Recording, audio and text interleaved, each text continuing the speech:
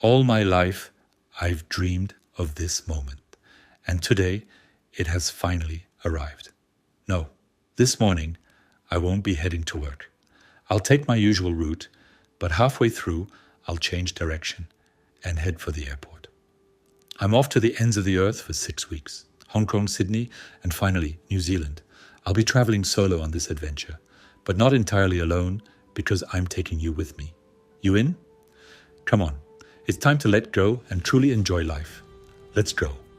It all begins with a short 2-day stopover in Budapest, which helped me snag tickets to Hong Kong for under €300. A deal too good to pass up, right?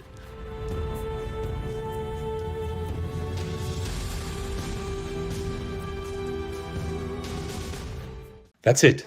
I've arrived in Budapest, born of the marriage of Buddha and pest. It stretches on both sides of the Danube. I discover a city between two worlds, between two eras. Here the past dialogues with the present. On the heights, the castle dominates the city, offering a majestic panorama. Below, life is bustling. Music, bursts of laughter, lively alleys. Budapest has become a party capital, where beer and schnapps flow freely and the nights stretch endlessly. But it's not for these wild evenings that I'm here. What attracts me are its legendary baths, and in particular the famous Széchenyi, in a palace from the Neo-Baroque and Neo-Renaissance periods, a timeless setting where you would almost expect to meet Sisi and Emperor Franz Joseph, nonchalantly dressed in their period swimsuits. Then I decide to tuck my stomach in to offer an image that lives up to the place. I wander between the swimming pools, spas and hammams, captivated by their splendor. But it is outdoors that the magic happens the most. Water at 28 degrees, a fine and icy rain that caresses the surface while making me undergo a cryonics experiment. And in a small pool, chess players, insensitive to the passing of time. Then comes the time for gastronomic discovery. In a forgotten tavern, hidden at the corner of an alley, I enjoy a glass of Tokay, an amber nectar living up to its reputation. I order a goulash, an emblematic dish of Hungary, a generous, steaming plate. But a touch of disappointment is invited. I was expecting a firework of spices, an explosion of paprika and exotic flavors. And here I am, in front of a dish that strangely resembles my mother-in-law's beef stew. A well-felt schnapps will finally sweeten this surprise. I will be able to leave Budapest at peace. My journey continues tomorrow. Already, my mind is flying to Hong Kong, Victoria Bay, the Asian effervescence. Another stopover, a new story to write.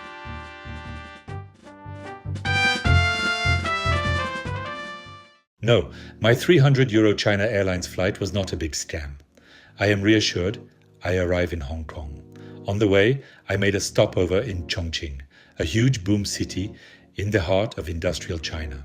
32 million souls, a metropolis in perpetual expansion. And yet, a feeling of emptiness. Chongqing Airport confused me. Runways as far as the eye can see, a deserted tarmac, a few lonely planes, and everywhere disused duty-free shops, frozen in a disturbing silence. An almost unreal setting, like a vestige of a future that is too big, too fast, too impersonal. But now I'm in Hong Kong, guys. Here, everything is on a different scale. My hotel room? 8 square meters. A single bed. A tiny bathroom. A space designed, it seems, for half a person. But it doesn't matter, because outside, a few steps away, there is Nathan Road, Victoria Harbour, and Bruce Lee's frozen silhouette. Sometimes legends disappoint. I think back to that Simple Minds concert, which I was expecting so much, and which had disappointed me terribly. The Bay of Hong Kong is a legend that did not disappoint me. From the very first moments, it bewitches. The lights dance, between diffuse reflections and LED flashes. Boats, rowboats, and ferries trace their incessant ballet. And the atmosphere. A soft melody, a hushed atmosphere. Here, no one is shouting. We let ourselves be carried away, as in an old Asian restaurant where the music floats without ever imposing itself. Hong Kong really does deliver on its promises. I am now impatient for the day to break to continue my investigations and devour all that this magical city has to offer me. This morning, the city is pulsating, a constant effervescence, a raw energy. Around Victoria Bay, skyscrapers are not just mirages of glass and steel. They house the headquarters of the major investment banks, the cogs of an economy that makes Hong Kong one of the financial powers of Asia. The British imprint is everywhere. The red double-decker buses, the elegant traders, the names of the avenues that still recall a time when the city was an English dominion. Today, I'm taking to the skies, head to Victoria Peak, the mountain that overlooks the island. But before reaching the top, you have to face the crowd. The ballet of mass tourism, its endless queues to take the funicular. Once up there, the view is striking. In the distance, the cranes of the seaport, from where the container ships depart that flood the world with products made in China. A relentless mechanism, an endless industry. The return will be on foot by a discreet path, a small unspoilt jungle, a stone's throw from the hustle and bustle of the city. At the foot of Victoria Peak, the Wan Chai district immediately attracts me. A breath of authenticity, an irresistible call to get lost in its vibrant alleys. Traveling alone means paying new attention to the curiosities of the world. There, at the corner of a street, I come across a local druid. For €5, she offers me to chase away the evil spirit, incense, incantations, prayers. 5 minutes later, the matter is settled. It promises me a bright future. I am willing to believe her. Of course, my separation, which occurred a few days before my departure, was a shock. An upheaval after 34 years of shared life. But after all, isn't the important thing to learn to read the positive signals, to still believe in your lucky star? A little later, in a jewelry store, I almost splurge on something. A gold set, decorated with 3 pigs' heads, an extravagant jewel, a possible seductive asset for the future. But a doubt assails me. This jewel is a little too ostentatious, perhaps, isn't it? I end this day with a ceremony in a Buddhist temple. A few days before the Chinese New Year, the offerings are grandiose. A fascinating spectacle, a moment out of time. Tomorrow, I'm on the road to Macau, the temple of gambling, the kingdom of excess. What a program, isn't it? Hard to resist the call of Macau, just an hour from Hong Kong by ferry. It's almost a must-do getaway, if only to marvel at the stunning architecture of its modern skyscrapers, which sprout up as quickly as mushrooms in Snow White's enchanted forest. Long under Portuguese rule, the city became a Chinese autonomous territory only in 1999. Since then, its identity has been reshaped around luxury, entertainment, and especially gambling. While gambling is banned in mainland China, in Macau, nearly everything is allowed. It's Asia's Las Vegas. Here, the money wagered far surpasses that of the famous Nevada city. The potential is immense. 3 billion potential gamblers within 5 hours by plane versus only 400 million for Las Vegas in a comparable radius. In short, Macau is all about excess, everywhere. And to do things properly, the Chinese modeled it after Las Vegas, but grander, flashier, and maybe even more ostentatious. From one casino to another, you travel the world. Venice, with its gondolas, London, with its iconic landmarks, and Paris, with its Eiffel Tower, Haussmannian facades, and Place Vendôme inside the gaming halls, the bets soar. Me, with my modest $20 bill, lasted exactly 2 minutes and 34 seconds. Next to me, the real gamblers seemed unfazed. $1,000, $2,000 injected in seconds, without blinking. My rural wisdom quickly took over. I preferred to observe. In the enormous shopping malls flanking the casinos, another spectacle unfolds. Luxury stores under siege. You have to queue To enter French luxury boutiques, Louis Vuitton, Dior, Yves Saint Laurent, in just one day in Macau, the bling bling capital, you grasp Asia's economic might. Of course, most of the population remains very poor, but a wealthy class is emerging. They spend, they show off. Far from the live happily, live hidden, cherished by many French, who tend to have a discreet relationship with money. Back in Hong Kong, I crossed paths with a local Daft Punk, putting on a street performance. Western culture still has great influence in Asia, but my stay challenged my worldview, which, I'll admit, was very centered on Europe and America. No, the center of the world isn't there anymore. It has clearly shifted toward Asia and the Pacific. And my next stop in Sydney in Australia will likely reinforce that vision.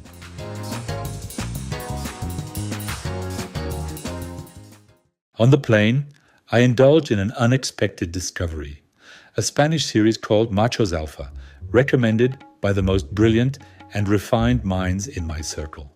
They'll know who they are. The plot? 4 Spanish macho men facing the post-Dark Me Too revolution, questioning patriarchal reflexes, liberated morals, open relationships. Let's just say this series gave me a few insights into the reasons behind my breakup after 34 years of marriage. Next to me, an elderly Filipino gentleman, 3 loud burps, 5 lingering glances at the voluptuous flight attendant's chest. Clearly, he hasn't watched Machos Alpha. His deconstruction is probably still in progress. I hesitated to ask if he has Netflix. Maybe recommend the series in the kindest way possible. But the plane was already beginning its descent. Sydney awaited. From the moment you enter the airport, there's something unique. An energy, a vibe that puts you instantly at ease. Sydney is a major capital city, imposing skyscrapers, bustling activity, a hyperstructured transport system. But despite all this buzz, there's a lightness. It's the world capital of Take It Easy, a giant club med, a city where the beach is never far. Surfboards, cocktail bars. Here, every day feels like casual Friday. Sunglasses, jeans, shorts, sometimes even Crocs. I suspect some folks carry a beach towel in their bag. But above all, Sydney is a mosaic of cultures, a real, not imagined, diversity, built on successive waves of immigration connected to the Pacific, Asia, and the US. You feel this energy everywhere, in the streets, the markets, the atmosphere. I finally arrived at the home of Ami and Kazu, my Japanese hosts. They live in a residential neighborhood in northern Sydney, just 10 minutes by bus from the city center. I'm eager to meet them and discover their culture. This morning, I woke up early, full of energy, eager to explore Sydney. So much to see, so much to experience. I appreciated the efficiency of the suburban buses that whisked me to the city center in no time.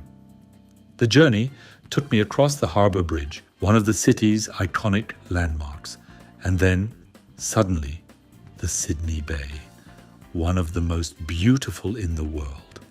Here, everything seems to revolve around the harbour bridge, and of course, the Opera House. An immense joy to stroll through this legendary place. The closer I got, the more fascinated I became with its architecture. Its roof, strikingly beautiful, is covered with over 1 million cream white tiles, imported all the way from Sweden. From the Opera House, the view is breathtaking. The entire bay unfolds before me. Harbour Bridge, the city with its modern skyscrapers, the botanical garden. I linger. I gaze. I feel the weight of my good fortune. I reflect on all those years of work, sometimes at the expense of my health. On those days when I dreamed of this moment, and today I'm finally here. Today's highlight in Sydney is Chinese New Year, a celebration that crosses communities and unites people with a shared energy. I'll spare you the lion dances and other electrifying performances, but the spirit of living together that pulses through this celebration is captivating. And then there are the markets, a must-do on any journey. At Sydney's fish market, my eyes and taste buds are overwhelmed. Colourful sushi, grilled octopus skewers, succulent lobster. Choosing is a sweet torment. I give in and decide to taste a bit of everything. The lobster is divine. The rest, just as amazing. Back at the apartment, I share a long moment with Kazu and Ami. These few days with them have given me a tangible sense of Japanese culture, an immersion in the heart of multicultural Australia. Their home feels perfectly designed to optimize feng shui. I love this refinement, this calm, and these moments of shared curiosity. Ami gives me a long list of must-see spots around Sydney. Tomorrow's agenda is full: Australian nature and its endemic species in the morning, art and culture in the afternoon. I can't wait. This morning, nature calls. I find a bike and head toward Bondi Beach, just steps from downtown. Some consider it one of the most beautiful beaches in the world. It reminds me of Biarritz's Grande Plage, just a bit wilder. Waves, surfers, white sand, rocks. A stunning scene, though a bit too urban to make my personal top 10. Sydney's gardens, on the other hand, win me over instantly. The Royal Botanic Garden is a true gem. It has a touch of Hyde Park, but with a profusion of exotic plants and centuries-old trees. The view of Sydney Bay and the Opera House is absolutely breathtaking. After a well-deserved break, I set off to discover Australia's wildlife. Australia is home to a large number of endemic species. Following the advice of my kind Japanese host, Ami, I hurry over to Featherdale Wildlife Park, an eco-friendly haven where you can observe this charming crew up close. Kangaroos naturally, but also koalas, Tasmanian devils. I fall for the short-nosed echidnas. Calm, independent creatures. I think we'd get along well. I wrap up my visit with a brisk walk through the reptile area. Snakes are abundant in Australia, and I'd rather not awaken my phobia. Back in downtown Sydney, I shift into culture mode and head straight to the National Art Gallery. This museum offers a fascinating dive into the art and history of the Aboriginal peoples, the first inhabitants of Australia. A nomadic people with a strong identity, beautifully expressed through the museum's collections, cave paintings, sculptures, works in natural pigments. The Aboriginals were hit hard by the conquest of the inland territories in the 19th century. Today, the country strives to be open, modern, and inclusive, but recognition of Aboriginal cultures is still a work in progress. History left scars that contemporary Australia is trying patiently to heal, not always successfully. At the National Art Gallery, some Aboriginal creations are gently rebellious, often hilarious. Humor has such restorative powers. After a day so rich in discoveries and reflection, a light-hearted moment is well earned. I step into a neighborhood pub just down the street from home. And, surprise, a drag queen, show bursting with humor and energy. Since the Machos Alpha series, my personal deconstruction is clearly moving at full speed. And tomorrow, the journey continues in New Zealand. Next stop, Queenstown on the South Island. Here we go. I've arrived in Queenstown on the South Island of New Zealand, a solid 2,000 kilometers from Sydney. New Zealand has captured my imagination for ages, and from my very first steps here, I'm not disappointed. Queenstown is the last true town before the country's extreme south. It's the launchpad for all Southern Island adventures, a charming, peaceful little city that breathes the end of the world. A resort town that reminds me of Medjev, but bordered by a vast lake. Today, I choose simplicity. A long walk along Lake Wakatipu, and what a sight. Raw, infinite, untouched nature. Absolute calm, crystalline water, mountain cirque in the distance. Impossible not to drift into deep contemplation, especially for a mind like mine. Swimming? I'll pass. At 45 degrees south, the same latitude as Paris in the northern hemisphere, the cold bites. Antarctica asserts itself far more than the Arctic does up north. After logging 22,589 steps on my watch, I return to my cozy hostel. Proud of the day's performance, I better sleep well, because tomorrow, the adventure continues on a mountain bike. This solo journey is a revelation, a kind of letting go I've never reached before. I'm riding the wave of my moment-to-moment impulses, without overthinking. But sometimes, that raw instinct surprises me, like today's biking escapade, which led me to set an alarm for 7:30 a.m. Me, up at 7:30, to go mountain biking? I'm this close to developing a sport addiction, and maybe even Gore-Tex envy, like some of our outdoorsy friends. So I hop on a shuttle to Arrowtown, a tiny place tucked in nature, 20 kilometers from Queenstown. It breathes old American Wild West vibes. Gold used to be the goal here. Now, nature is the real treasure. The biking trail begins along a lovely river, leading through woods across a suspension bridge, always offering mountain views. I keep one eye on the mountain ridges, just in case an Iroquois or Mohican is silently watching my every move. Everything here is tailored for hiking and biking, well-marked trails, clear signage. The path now overlooks the Twins River, offering stunning views of the Remarkables, the majestic mountain range bordering Lake Wakatipu. I never tire of watching those crystalline waters and their infinite shades of blue. Finally, I return to Queenstown, after a well-earned nap by the lake. 37 kilometers, 300 meters of elevation gain. If I keep this up, I'll finally get the athletic body I never had. If you're wondering where the end of the world might be, Milford Sound Fjord is a pretty convincing answer. Technically, from France, it's one of the most remote places on Earth. And this natural gem must be earned. 4 hours of driving from Queenstown, a distance that does nothing to diminish its irresistible appeal. From the moment I arrived, the sheer power of the landscape struck me. An intense light bathes the fjord, and the mountain peaks surround it like silent guardians. Spectacular waterfalls, a family of seals frolicking on the rocks, a breathtaking view of the glacier. This fjord cruise is an absolute delight. It's hard not to pile on the superlatives to describe this scenery. A landscape that could almost make the Norwegians, so proud of their own fjords, turn green with envy. Milford Sound lives up to its reputation.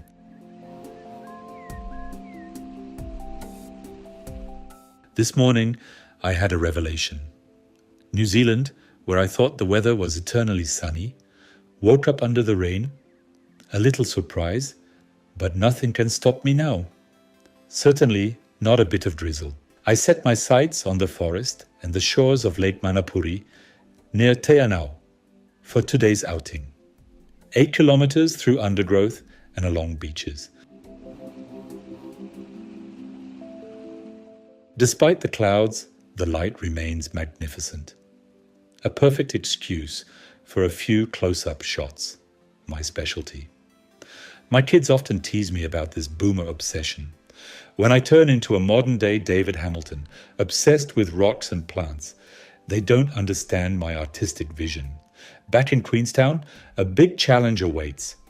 I'm testing out its golf course, probably one of the most spectacular in New Zealand, with a clear goal: to make my usual golf buddies in France green with envy. And honestly, I'm not disappointed. Never have I had the chance to play on such an exceptional course. This discovery of Queenstown Golf also gives me, for the first time in my life, the opportunity to represent my glorious country in an international competition. My opponent, a friendly young Kiwi from Northland. But I can't let my guard down. Every time I grip a club, I feel the hopes of my entire nation resting on my shoulders. I imagine the crowd doing the wave as my ball lands on the green. My opponent's beginner status, combined with his warm hospitality, allows me to win the match hands down. My ego is satisfied. I can now begin a new chapter of my adventure with a sense of mission accomplished. Next stop, Mount Cook and the stunning lakes of Pukaki and Tekapo.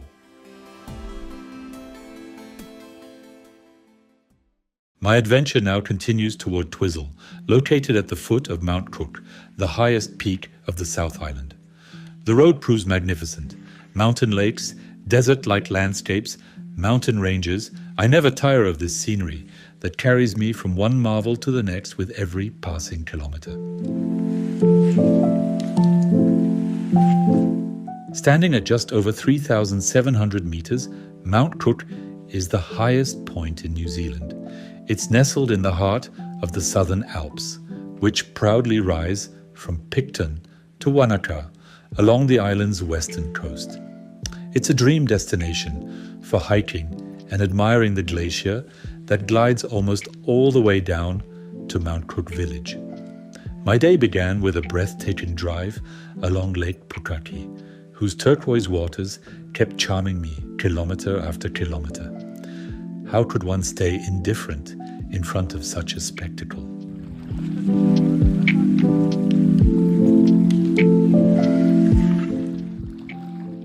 The trail at the foot of Mount Cook turns out to be rather easy, with little elevation gain.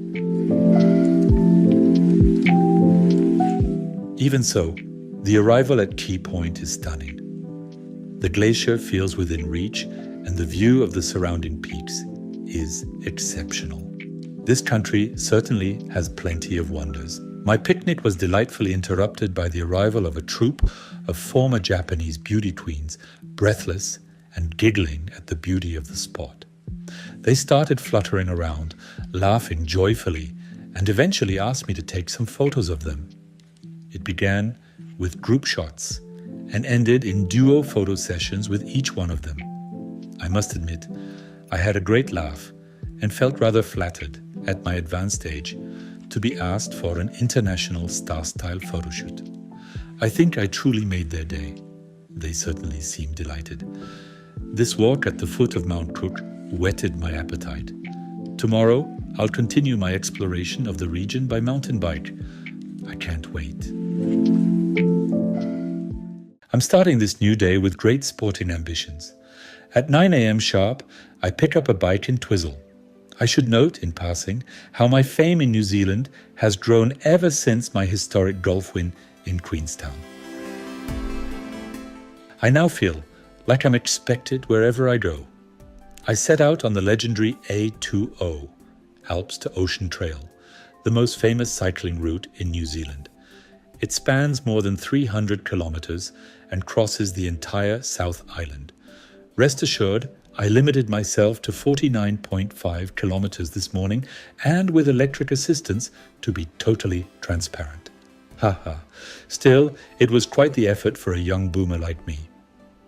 To be honest, my motivation came from thinking about the superb, exquisitely promising meal waiting for me. Ami and Kazu, my Japanese hosts back in Sydney, had recommended a restaurant a few kilometers away, by the stunning Lake Tekapo. Exceptional salmon, firm and flavorful flesh, the best sashimi of my life. With each pedal stroke bringing me closer to that restaurant, I smashed all speed records during my bike ride. I was completely daydreaming about the menu, imagining sushi, perhaps even more spectacular than those at the Sydney fish market, teriyaki salmon skewers, or just plain sashimi. Simplicity has its charm, right? I finally arrive at Lake Tekapo and park hurriedly. After my morning effort and all those delicious thoughts, my appetite was very much alive and kicking. There it is. I spot the sign for Kohan Restaurant.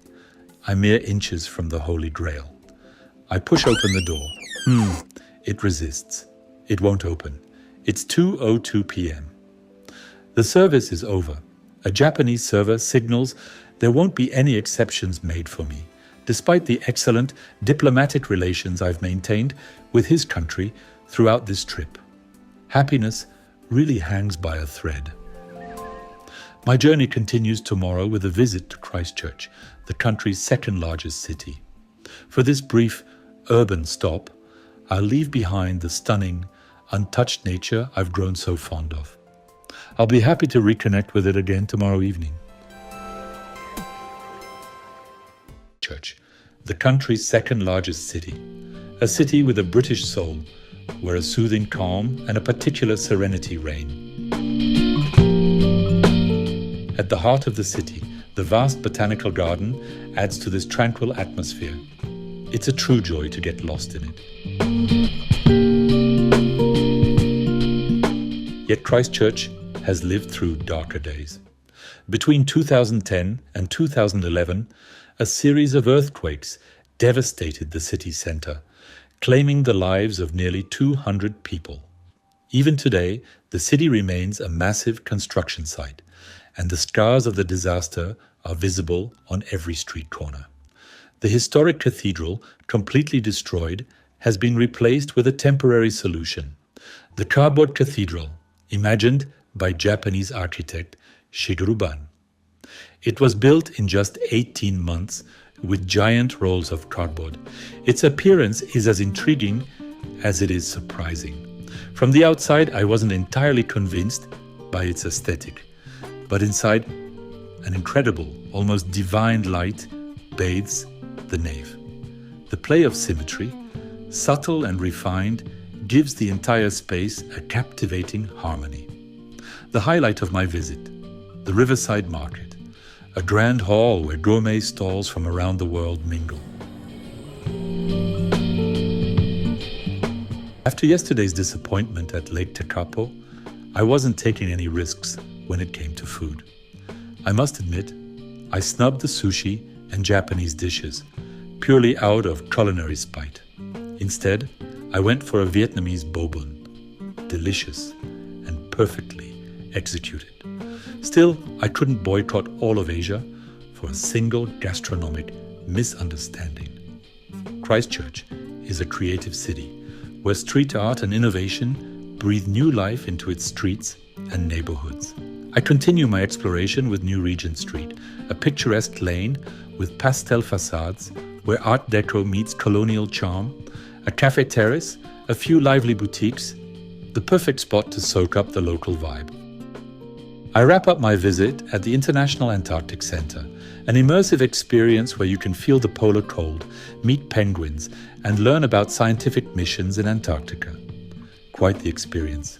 Between history, nature, and modernity, Christchurch is a city in constant reinvention and well worth lingering in. Tomorrow, I'll be heading back to wide-open natural spaces.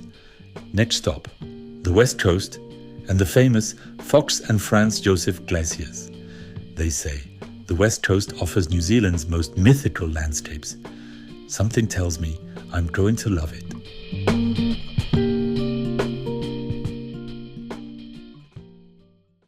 This country is full of surprises, no doubt about it. As I get closer to the West Coast, everything shifts. The humid, temperate climate brings a sudden metamorphosis of the landscape. In the blink of an eye, I feel like I've changed latitude, as if I've moved closer to the tropics. The mountains give way to a lush jungle. Forests are dressed in yuccas, giant ferns, and even palm trees. Gone is the alpine ambience of the previous days. Here, it's the sea, a wild sea whipped by the furious winds of the roaring 40s. The road to Westport is sublime. Few villages, white sand beaches that seem to await Robinson Crusoe and Friday. A stop at Cape Foulwind. There, a colony of seals enjoys the sculpted coves like a dream playground. I sit, I watch, the endless waltz of waves crashing on rocks carved by time. On the way back, I discover the Pancake Rocks near Punakaiki. Yes, these rock formations curiously resemble stacked pancakes. It's 4 p.m. and I still haven't eaten. The scenery stirs my appetite. While I'm all for mindfulness and fasting rituals, I genuinely believe you shouldn't push the experience too far. No more than 3 or 4 hours tops. With the West Coast Wilderness Track, which starts from Greymouth, I find the perfect trail for a leisurely mountain bike ride. The path follows the coast, then dives into a magnificent forest. My bike, kindly lent by my hosts, seems to be reaching the twilight of its life. Out of kindness, I decide not to raise my ambitions.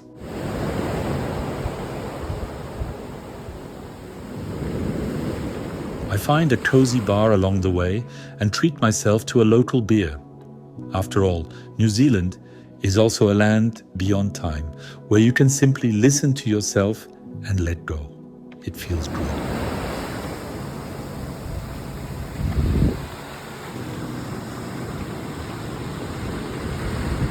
My journey along the west coast now continues toward the Franz Josef and Fox glaciers.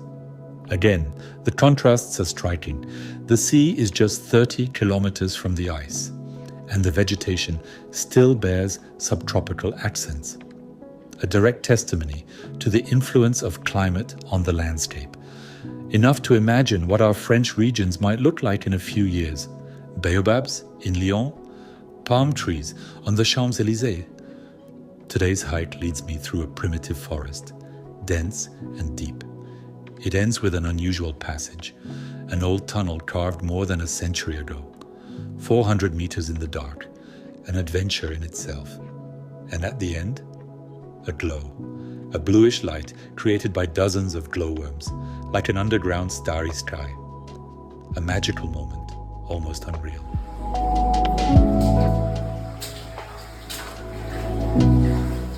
I wrap up my visit to the West Coast with a breathtaking walk around Lake Matheson. This place offers exceptional views of the nearby glaciers, with peaks reflected perfectly in the water's surface.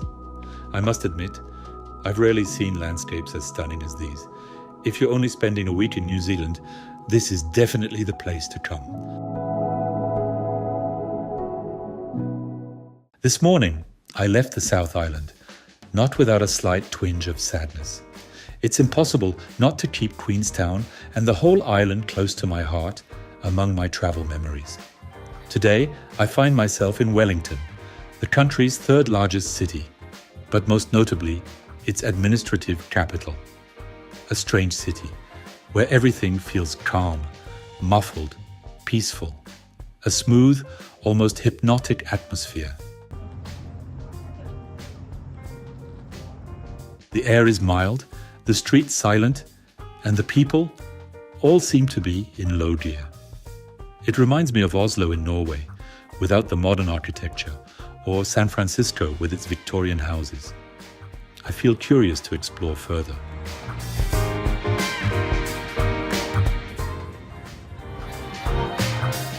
As the capital, Wellington concentrates all of New Zealand's establishment. My hotel is right across from the Prime Minister's residence, and the comparison with the grandeur of the Élysée Palace in France is quite amusing. A comfortable villa, yes, but very human-scaled. One intriguing anecdote. A few years ago, the country was led by a young woman who carried a pregnancy while serving as Prime Minister, a rare sight, hardly seen elsewhere. Yet another green city. The Botanic Garden, spread across 30 hectares, offers a lovely pause right in the heart of town. The iconic red funicular, featured on every postcard, stands near the park and provides a spectacular view of Wellington. You also can't miss the Te Papa Tongarewa Museum. A true source of Kiwi pride, it encapsulates everything one needs to know about New Zealand. Its history, Maori culture, wildlife, and protected natural heritage. An incredible treasure trove where every endemic species is fiercely defended. The country's history, far less violent than that of Australia or Algeria, reflects a different approach. As early as 1840, the British signed a cooperation treaty with the 50 main Maori tribes. By 1907, New Zealand had nearly fully separated from the United Kingdom while staying in the spirit of the Commonwealth, even before the Commonwealth formally existed. Unlike Australia's Aboriginal people, the Maori are a nomadic Polynesian people who arrived relatively late in the 12th century. This lack of long-standing territorial claims from any one community may explain why coexistence works better here. The idea of a shared natural heritage to protect and preserve seems to unite everyone. On these stunning, timeless islands, humanity is merely a guest. It's an inspiring vision, starkly contrasting with the imperialist logics that agitate global leaders. If the world ever collapses, New Zealand might just be the place to migrate to, though there's no guarantee the Kiwis would welcome us.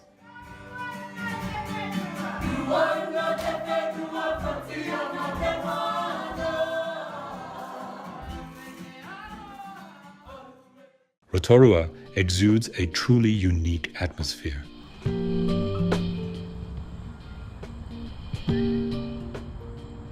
It's impossible to overlook the region's intense geothermal activity. All over town, fumaroles rise from the ground, and a persistent scent of sulfur hangs in the air. Yes, just like chemistry class in 7th grade, it smells like rotten eggs. But you get used to it quickly. Visiting Waiotapu Park easily ranks in the top 5 moments of my New Zealand journey, a spectacular geothermal site where the earth seems to breathe and the steaming craters bear witness to the intense underground activity.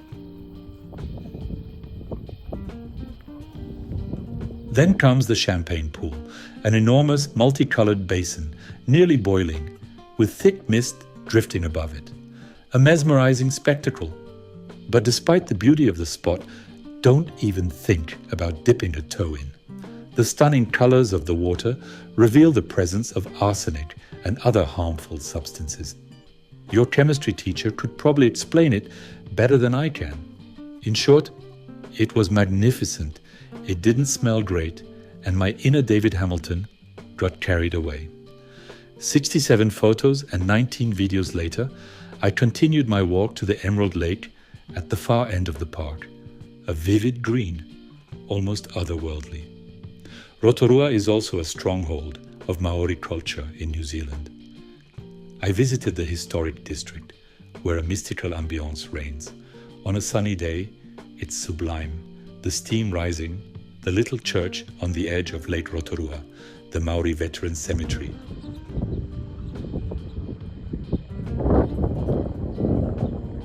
The traditional houses adorned with wooden warrior carvings. But when the sun disappears, the place can feel eerie, a perfect Halloween setting, if you like a good fright. To deepen my exploration of Maori culture, I went to Wakarewarewa, an authentic Maori village where locals still use natural hot springs for cooking and heating. Here, tradition and geothermal energy blend into a fascinating daily life. Rotorua is truly a land of fire and a land of culture, where nature and history cross paths at every moment. Today, I continue my journey toward the Coromandel Peninsula. As I move forward, the vegetation changes, and so does the temperature. The crisp air that had accompanied me since Queenstown has vanished. Now, a more southern, almost exotic atmosphere takes over. To give rhythm to my day and meet my goal of 12,000 daily steps, I treat myself to a long walk on Waihai Beach. From the first moments, my impressions of the shifting vibe are confirmed. Gone are the seal colonies. In their place, tourists basking on the sand. And I would never dream of comparing German tourists to seals favoring warmer waters.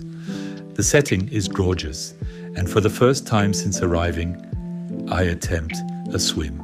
The water is pleasant, nothing like the chilly west coast on the South Island. The final 50 kilometers of my drive to Coromandel bring a delightful surprise. The road hugs the coastline, each bend revealing more. It's exhausting, but the view is stunning. Rarely have I felt such emotion in front of a landscape. Every twist, every viewpoint delivers a fresh wonder. This constant sense of awe makes me wonder if this solo trip is turning me hypersensitive or just plain sentimental. But the objective beauty of the scenery puts that fear to rest. At the northern tip of the peninsula, Coromandel Bay, dotted with tiny islands, is breathtakingly beautiful.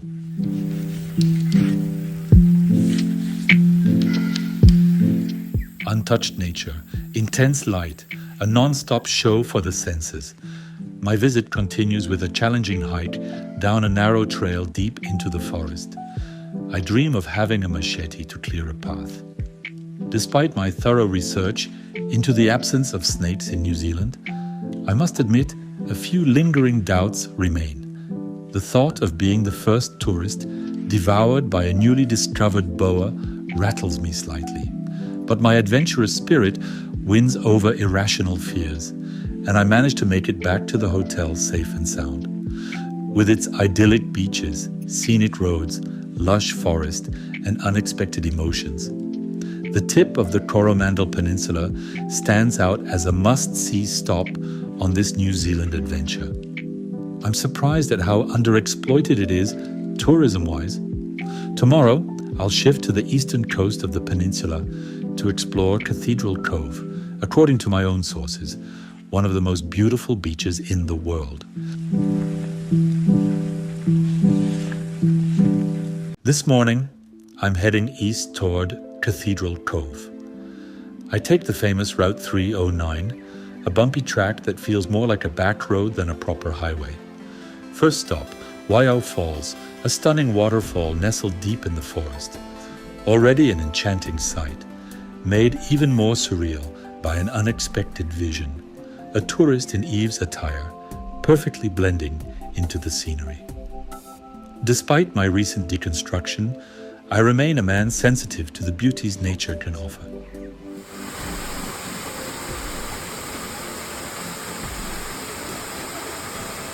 I continue to a natural reserve dedicated to kauris, those giant trees symbolic of New Zealand. At the entrance, there's a small gate and a disinfection ritual. Scrubbing your shoes, spraying with antibacterial solution, all to protect these 1,000-year-old giants. The kauris, majestic, seem to have defied the centuries, untouchable, unshakable. But in recent years, they've been victims of a tiny fungus of unknown origin. Once infected, a tree has no chance of survival. It petrifies and spreads the disease to its neighbors. Frightening. The protective measures, which once made me smile, suddenly make complete sense. Faced with entire kauri forests wiped out, I'm speechless.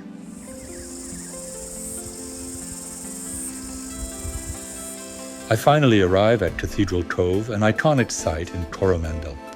This incredible beach became famous thanks to the Disney film The Chronicles of Narnia. I wasn't familiar with it, but once again, the beauty of the place takes me by surprise. After a lovely walk, the trail continues down a steep staircase that opens onto the beach. Cathedral Cove gets its name from a massive cave shaped like a Gothic vault. As you step forward, a breathtaking view reveals the second half of the beach, with towering rocks. With azure skies, white sand, and lush greenery, Cathedral Cove has every ingredient for a perfect beach. Here, no need for an Eve-like bombshell to enhance the setting. Nature with a capital N stands gloriously on its own. Final stop of this amazing day, Hot Water Beach.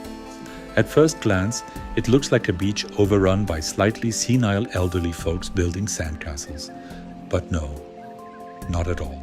Hot Water Beach lies at the northern edge of the island's geothermal zone. Digging a little into the sand, temperatures reach 50 degrees Celsius to 60 degrees Celsius. Every day, locals and tourists sync up with the tides for a session in a natural jacuzzi. The idea? Dig a big hole in the sand, scorching hot, I can vouch for that, and trap seawater. Since the beginning of my journey through New Zealand, I hadn't seen this many people gathered in one place. All that was missing was beer, music and wursts, for it to feel like a Bavarian beer festival. The German tourists, extremely organized, with perfect gear for building ideal pools. Got the best spots. I quickly fled the attraction, preferring a peaceful stroll along the wild beach before heading back on the road toward Auckland. I'm beginning to realize that my New Zealand road trip is nearing its end. In 48 hours, I'll be boarding a plane in Auckland. I feel incredibly privileged. What luck to have lived all of this. What a beautiful adventure. And above all, what memories. New ideas are already flooding my mind. Chile, Japan, Namibia and South Africa. Nothing can stop the free-range happy boomer I've become. So I'll see you very soon